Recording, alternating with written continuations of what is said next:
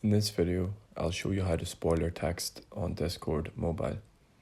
So if you'd like to spoiler the entire message, like the first example here, then this is how you do it. Open up your message box and come to the symbols on your keyboard. And you want to find these two vertical bars. So press it twice and this will be the start of your spoiler text. So you write whatever you want. And then you need to close it off with the same two vertical bars. So if you press enter, you can see that the text was spoilered. Now if you want to spoiler a part of your message, like the second example, then you just type your message as normal. And you do the same thing. Press the two vertical bars.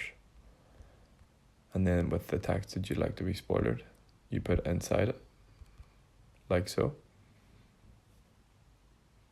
And that's how to spoiler text on Discord mobile.